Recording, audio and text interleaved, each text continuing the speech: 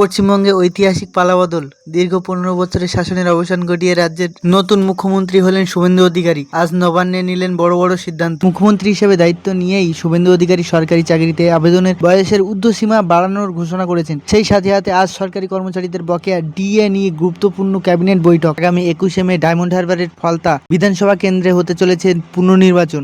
EVM কারচুপির অভিযোগে এই সিদ্ধান্ত। ফলতার তৃণমূল প্রার্থী জাহাঙ্গীরকে কড়া হুঁশিয়ারি দিয়েছেন মুখ্যমন্ত্রী। এই অভাবনীয় হারের পর তৃণমূল সুপ্রিমো মমতা বন্দ্যোপাধ্যায় দলের নেতা কড়া বার্তা দিলে ক্ষোভ থাকলে চন্দ্রিমা ভট্টাচার্যকে লিখিত জানান। মমতা বন্দ্যোপাধ্যায় আবারও বলেছে যে দল আবার নতুন করে গড়ে তোলা হবে। বাংলার এই নতুন রাজনৈতিক সমীকরণ নিয়ে আপনার কি রায় কমেন্ট করে জানান। যদি ভিডিওটি আপনাদের ভালো লেগে থাকে তাহলে চ্যানেলটি সাবস্ক্রাইব করুন এবং পাশে থাকা বেল আইকনটি বাজিয়ে দিন এবং আপনার বন্ধুদের সাথে শেয়ার করুন, যাতে আপনি যে ভিডিওটি দেখছেন বা আপডেট হচ্ছেন যেন আপনার বন্ধুরাও আপডেট হতে পারে।